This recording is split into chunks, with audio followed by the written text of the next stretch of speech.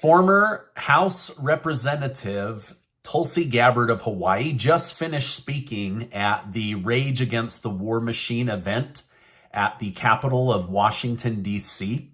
She goes over some really powerful things that I want you to listen to her speech on how to unify the country, how to get rid of these idiots in Washington, D.C. that are leading us to World War III for money, and how disrespectful they are. She talks about how there's war-hungry Democrats, there's war-hungry Republicans, and they're all marching us towards our doom.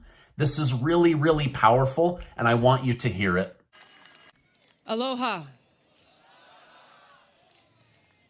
Early one morning on a Saturday, on a beautiful day like today, in January of 2018, over 1 million people all across the state of Hawaii woke to their cell phones buzzing and ringing, radio alerts blaring, with a message that read, "Ballistic missile threat inbound to Hawaii. Seek immediate shelter. This is not a drill." I and so many others, I happened to be here that morning. I started calling my friends and calling my family, concerned for them and where they were. But just as you here might imagine, if we all got that alert at this moment, so too did people all across Hawaii start to ask themselves the question, where is their shelter? Where do I go? Where do I take my children to be safe, knowing that there is an inbound missile to Hawaii with a nuclear warhead, and we have just minutes to live? We had college students at the University of Hawaii sprinting across campus, trying to figure out where they could possibly go to get shelter. A father who lowered his little girl down a manhole, thinking that may be the only place she may be safe, and telling her goodbye, "I might not see you again." I heard after from a father who had one kid in town on the island of Oahu and another child on the other side of the island, and himself in the middle trying to decide which of his children he might spend the last of his minutes with. An impossible decision for any parent to make. Countless others shared their stories of their panic, cowering in the bathtub with their kids, trying to understand. They're telling us to seek immediate shelter. Where do we go? And experiencing that harsh reality. That was as true for us there in Hawaii in 2018 as it is for us here today. There is no shelter. Our leaders failed us then, and they continue to fail us now. Those people who work in our nation's capital eagerly continue to escalate tensions, eagerly wage new Cold Wars, understanding that if there's a nuclear attack, yes, they will be okay in their bunkers, where they literally have plans to be able to continue to wage wars from their bunkers without any consideration for the rest of us and the destruction and incineration that their wars will cause. This was ultimately the thing that caused me to run for president in 2020, because I saw where our leaders were taking us. I saw the dangers of where this new Cold War and nuclear arms race would eventually lead.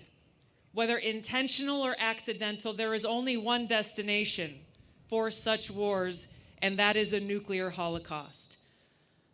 I made it clear then that this is a central issue of our time, the most important issue facing us in the 21st century, and that there was a clear choice in that election. We're either going to work towards peace, de-escalate tensions, move away from this new Cold War, or we will continue to race rapidly towards the nuclear brink, toward a new Cold War with Russia, a new Cold War with China, and therefore racing towards nuclear war.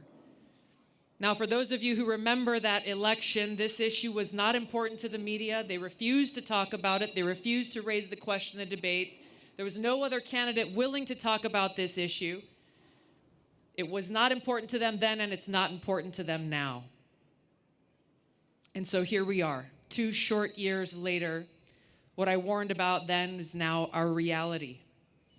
This proxy war that we're fighting against Russia right now could turn at any moment into a direct conflict between the United States, NATO, and Russia, a country that has more nuclear weapons than any other in the world.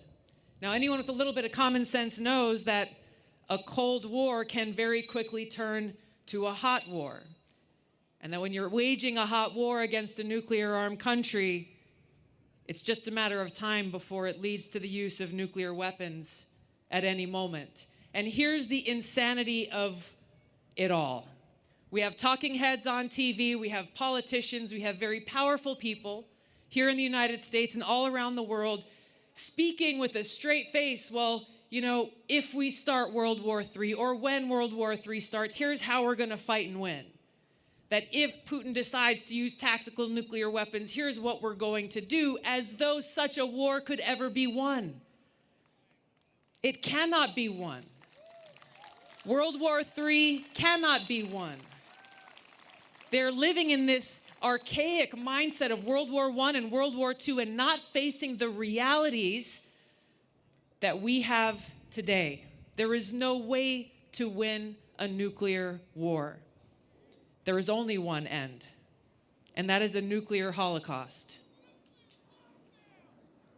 So we're gathered here today because we know that it doesn't have to be this way. We know that there is a better way and that the task before us is urgent and necessary. We have people gathered here from all over the country, people who are gathered here from all ends of the political spectrum. And if we were to have a conversation, my guess is there may be other things we don't agree on. But the truth is that we could disagree about everything else. Everything else. But the one thing that we do agree on that brings us together here today is that we value life. We want to live. We want our loved ones to live and thrive.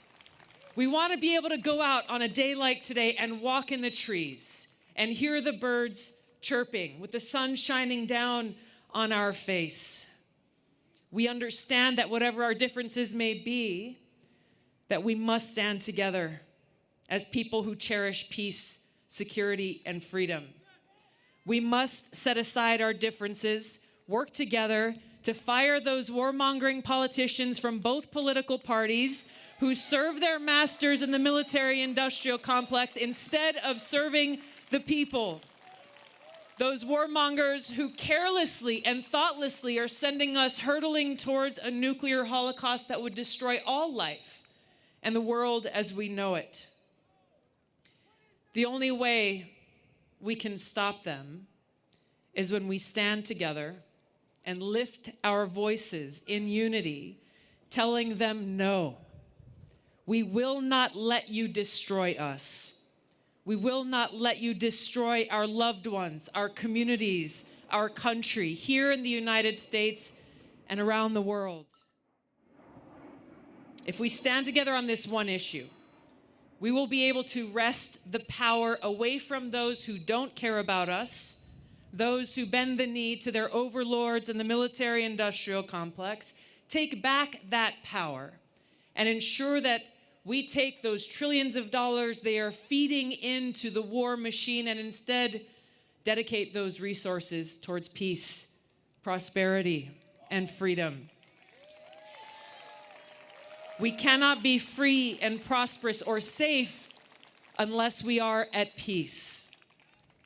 We are the spark that has the power to light that fire to bring about change. So let that spark of love that exists in every single one of our hearts, that aloha, be that inspiration and that fuel that provides us with the courage to fight against these powerful entities, knowing that our cause is just, it is right, and it is necessary. We must work together towards this future and fulfilling and accomplishing this mission of peace. Thank you very much. Aloha. Well, there you have it, folks. What a great speech. What do we do if they accidentally kick off World War III? How do we come together as Americans? How do we come together as humans? I mean, we are humans on this planet together, and yet we're willing to rip each other apart. So I was grateful for her speech on unity, American values, and getting these awful people voted out of Washington, D.C. They are corrupt, they are bought, they are influenced, and they are leading us to our doom. So I'm not here to tell you who to vote for. Vote for who you think has good morals and will put forward good policies. Have a great rest of your day.